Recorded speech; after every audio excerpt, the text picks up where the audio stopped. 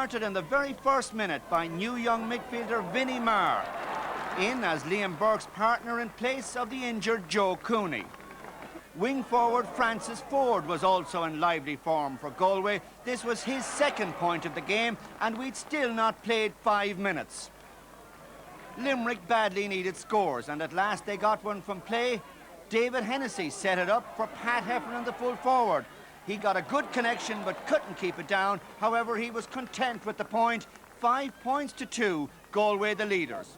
Dara Cohen flashed over a Galway point from right full forward, and there was no stopping them.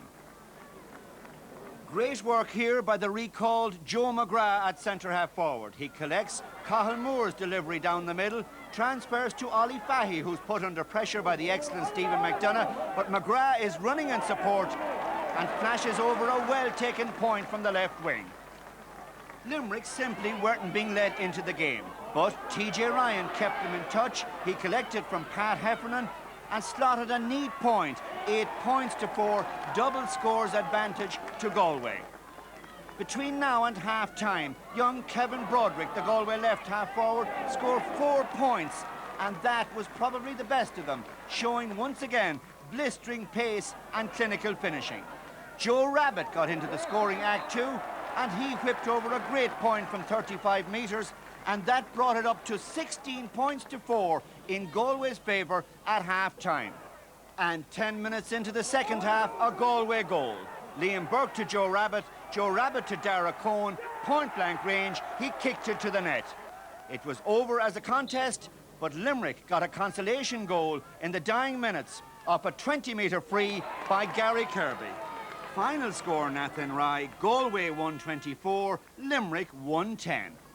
And as usual, little to choose between Wexford and Kilkenny. Only a point in it at half-time, but Kilkenny soon amended that in the second half. Charlie Carter taking the credit, driving it past Damien Fitzhenry, making it 1-7 to 6 points.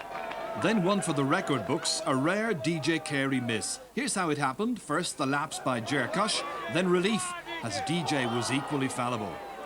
Wexford restore the lead after that let-up. A great Tom Dempsey run, stopped by Joe Dermody, but Martin Story on hand to pounce. One they needed, and that made it 1-8 to 1-7. Then a decisive strike at the other end. Andy Comerford first, and then the excellent stickwork of Canis Brennan powering this one to the net, 2-11 to 1-9. Some Wexford fans of little faith.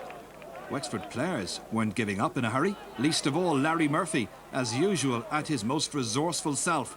Watch this run right through the centre, without the stick, using the boot, put it over the bar.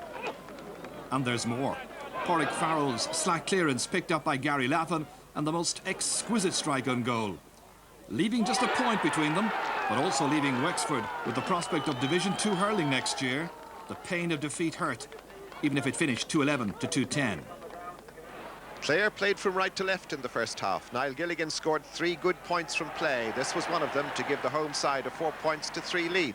But the only goal of the match came late in the first half. An innocuous-looking Tipperary attack seemed to be well under control. But David Fitzgerald, who was sound throughout, suddenly lost possession, gave away the ball, and the Clare defence was in disarray. Thomas Dunn had a clear path to the goal, and it gave Tipperary the lead. Smashing shot. Goalkeeper had no chance, neither had the defender. It was 9 points to 1-6 at half-time. Aidan Flanagan carved his way through slack marking to put the ball over the bar, and at this stage it was 1-8 to 9 points. But the incident that had a lot of people talking was this innocuous-looking ball. Once again, Tucker got behind the defence. He was taken down. Lohan took the legs from him, and the referee had no hesitation at all, taking his number and pointing to the sideline. Ger Loughnane wasn't too pleased, neither were the home crowd, as Lahey stepped up to take the penalty. Crash off the upright. The ball ended up in the Clare net, but the whistle had gone free out to Clare, and it gave them new heart. Well, there was a marvellous unbroken passage of play in which Clare peppered Brendan Cummins in the Tipperary goal, but he was equal to everything that Clare could throw at him.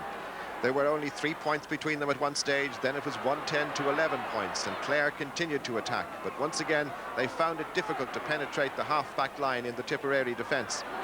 They stayed inside Tip's half, but once again, Brendan Cummins foiled them with 4 marvellous saves from play that eventually kept Tipperary in the match. Tip scored only 4 points in the second half, but it was one more than Clare managed, and Brendan Cummins certainly played his part. Right at the finish, Clare had the opportunity. They were 2 points adrift. They had to go for a goal. David Fitzgerald struck it beautifully, but just the right height for Cummins to tip it over the bar, concede the point, not the goal. The final score, 110 to 12 points. Division